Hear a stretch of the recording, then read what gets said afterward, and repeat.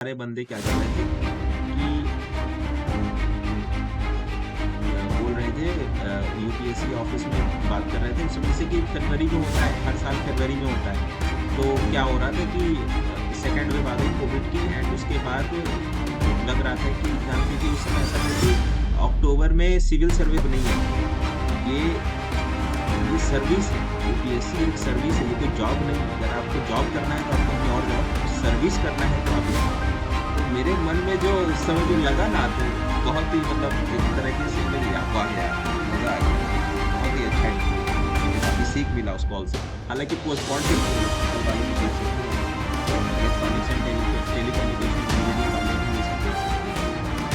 ठीक है, ये सारे एग्जाम्स ही पहले आओ पहले पाओ वाले, कि अगर आप जाओगे, अगर एग्जाम देने, तो आप इलेक्ट्रॉनिक्स का फॉर्म भरोगे तो आपको सेंटर के नाम तो आपको देखना पड़ेगा, आपको नोटिफिकेशन पड़ेगा। ठीक है, ऐसा नहीं चलेगा। और इसी के साथ अगर नहीं है तो सर, आपकी भी बहुत बड़ी कंपनी है, जिसका कोई डाउट करते हैं कि ये भी बहुत इंपॉर्टेंट है कि हम आपसे मिल ना पाए। ठीक है, जो लोग एसी बने, वो लोग आरआरबी में और तैयारी कर रहे हैं। Hello there everyone, welcome to GATE academy. संघ लोक सेवा आयोग और यूनियन पब्लिक सर्विस कमीशन की तरफ से एक आज एक नया नोटिफिकेशन हम इंजीनियर्स के लिए, इंजीनियरिंग सर्विसेज का नोटिफिकेशन 18 सितंबर आज ही से आया है। एंड आप लोग काफी लोग जान गए होंगे इसके बारे में। चलिए कुछ इसके बारे में कुछ ऊपर ऊपर से बात कर लेते हैं। ये आपका वन टाइम रजिस्ट्रेशन फॉर्म है।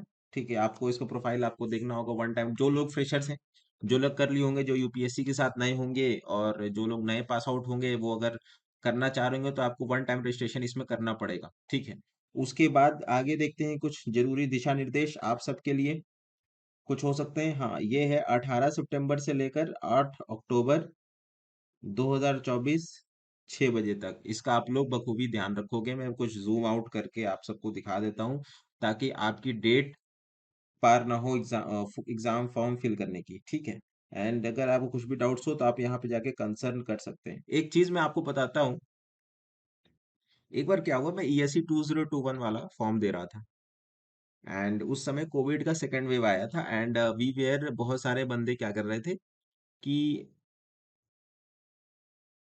बोल रहे थे, यूपीएससी ऑफिस में बात कर रहे थे उस समय, जैसे कि फरवरी में होता है, हर साल फरवरी में होता है।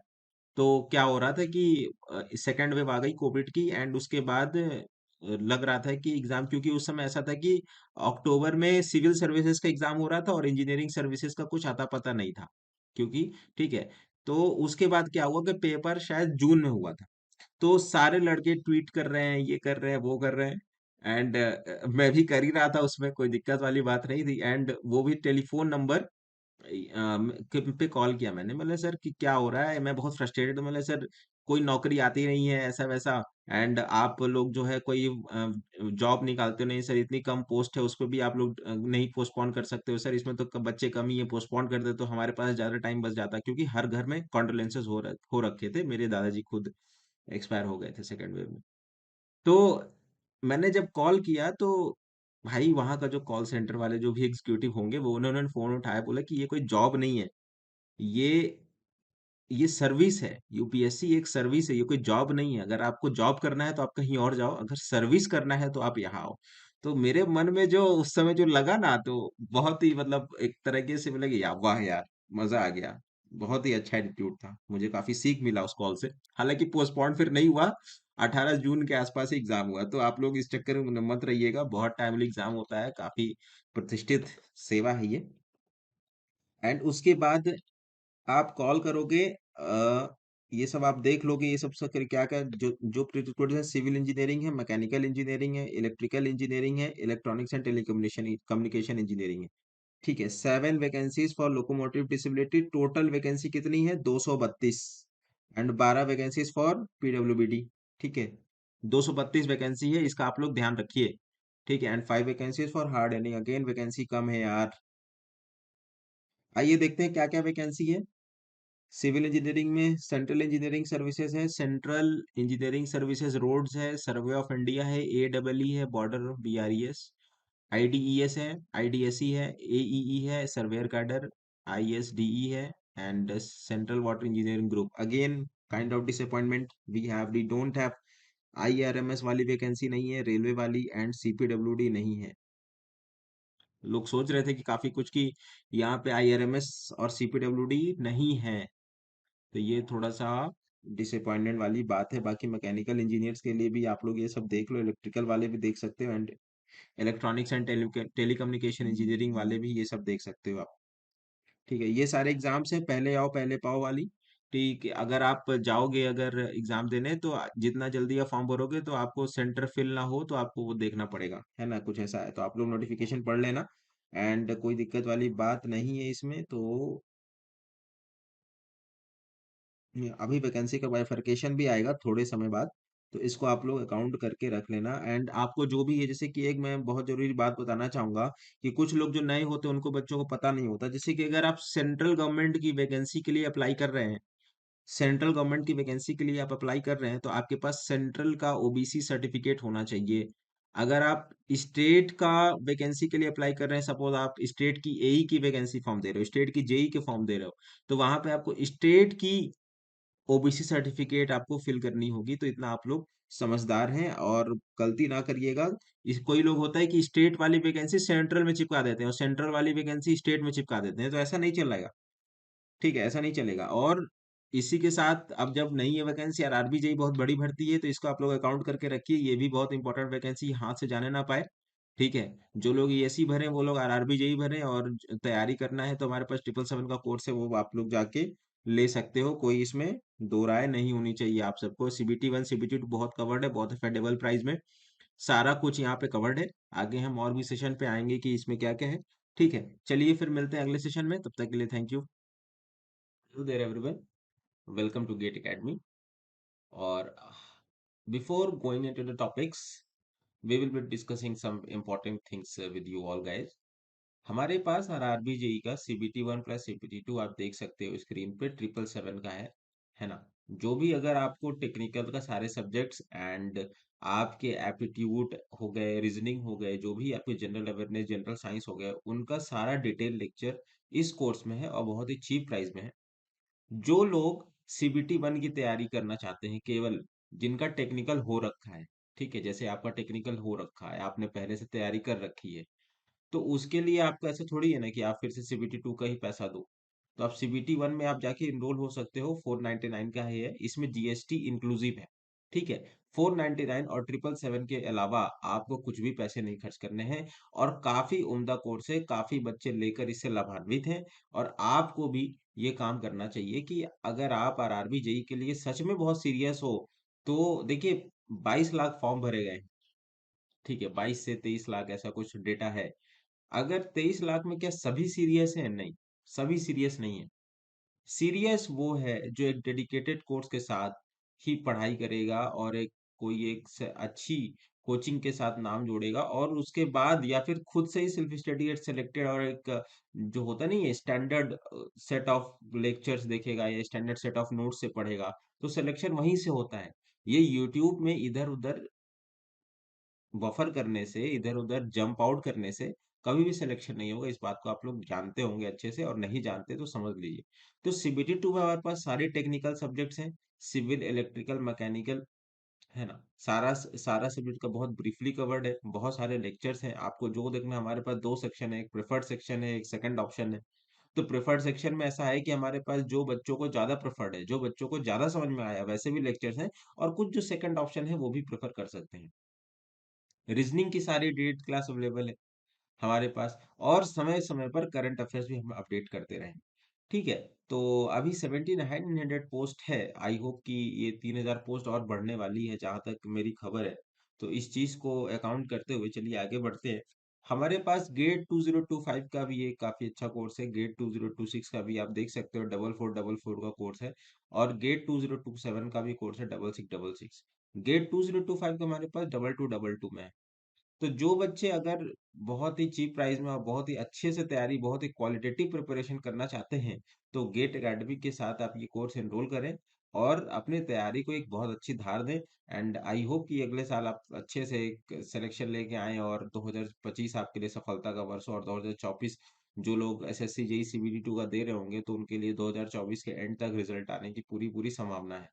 तो गेट 2027, और इसके साथ एक बहुत जरूरी सूचना आप सबके लिए कि GATE free smart course and dopamine course with GATE 2026 and 2027 वाले कोर्स, मतलब ये 4444 कोर्स के साथ और 6666 कोर्स के साथ स्मार्ट कोर्स और डोपामीन कोर्स दोनों ही अवेलेबल पूरे मुफ्त है, ठीक है।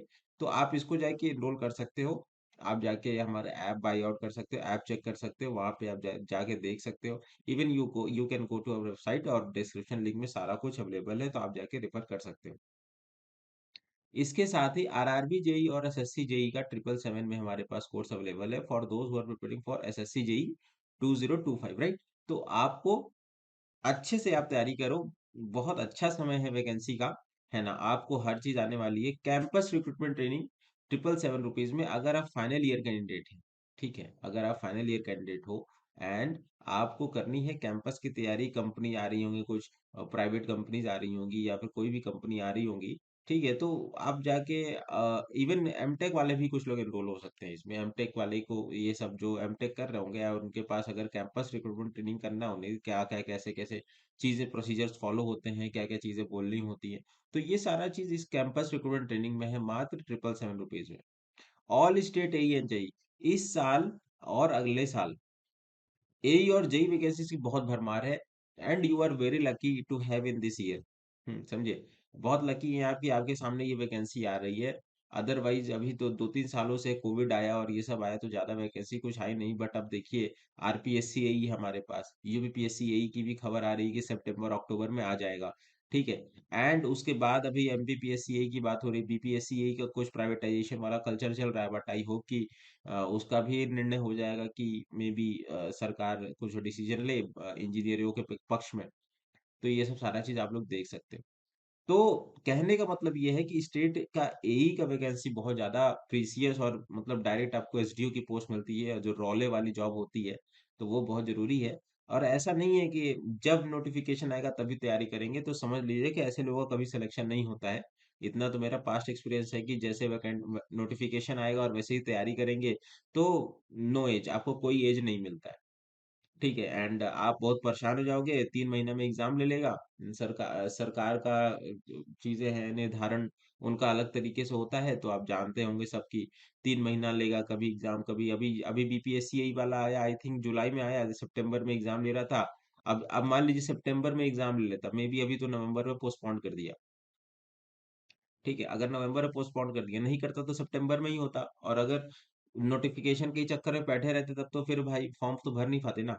तो this is the issue, these are the things, ठीक है। तो आप इसको अकाउंट करके रखो, एक समझदार आदमी हर चीज पहले से तैयार करके रखता है, ठीक है। Smart course and dopamine 555 combo हमारे पास 999 में अवेलेबल है। ईएससी नॉन टेक का 777 में। ईएससी नॉन टेक में क्या है कि अभी जो लोग तैयारी कर रहे हैं, काफी अच्छे समय नॉन टेक में अब हाथ लगाने का, ठीक है, अभी समय कुछ नहीं गया है।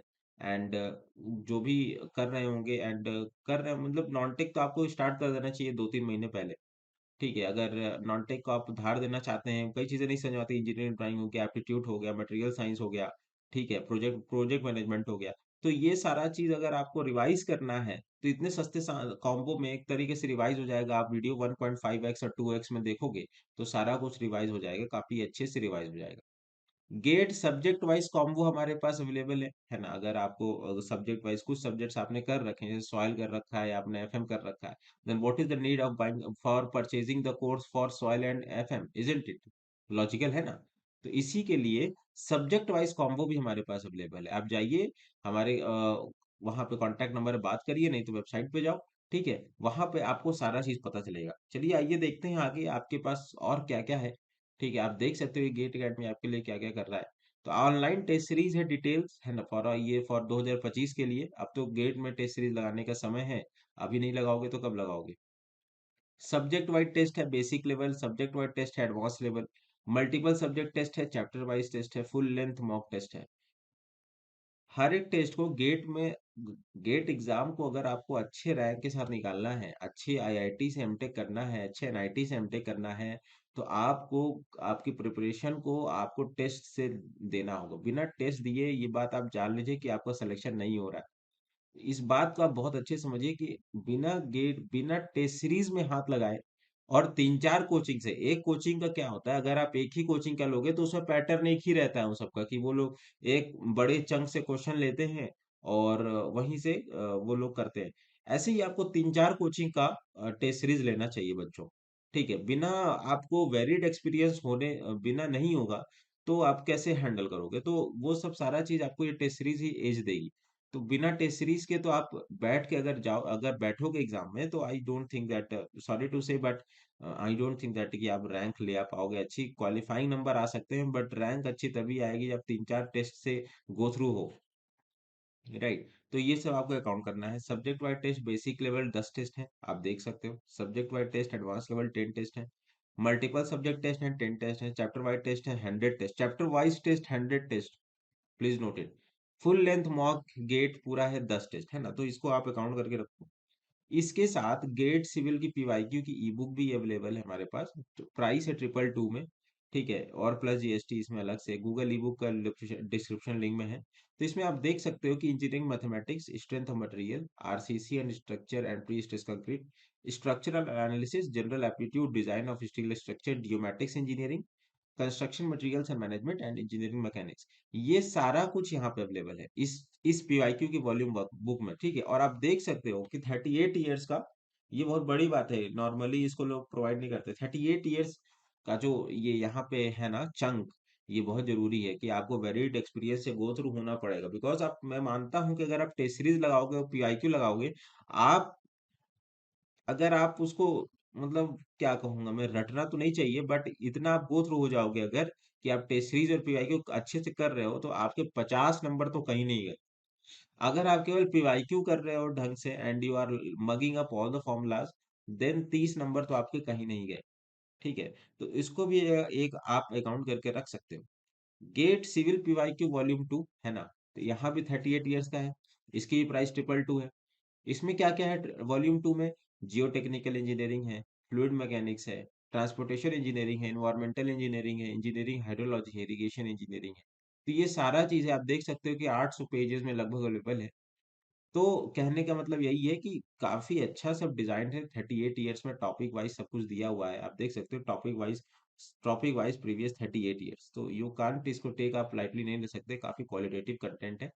इसी के साथ जनरल एप्टीट्यूड, एप्टीट्यूड और मैथमेटिक्स से क्या कहा जाए बच्चों, अगर आप numerical ability, logical reasoning, verbal ability, special aptitude, ये सारी चीज कर रहे हैं, एंड इसके साथ आप मैथमेटिक्स भी कर रहे हो साथ में, तो 30 नंबर तो आपका कहीं नहीं गए। एक तो पीवाईक्यू लगा लोगे, और केवल पीवाईक्यू अगर लगा रहे हो तो 30, अगर mathematics aptitude plus civil engineering का ये जो दो पीवाईक्यू लगा लिए, तो हमको नहीं लगता कि 45 नंबर आपके कहीं गए हैं। मैं एकदम रॉ फैक्ट बता रहा हूँ। ठीक है, काफी तैयारी किया हूँ मैं भी, और तो मैं जानता हूँ कि इसमें क्या क्या चीजें होती है। अगर आप इतना कर रहे हो तो बहुत है। तो ठीक है, फिर चलिए बढ़ते हैं आगे के सेशन की ओर।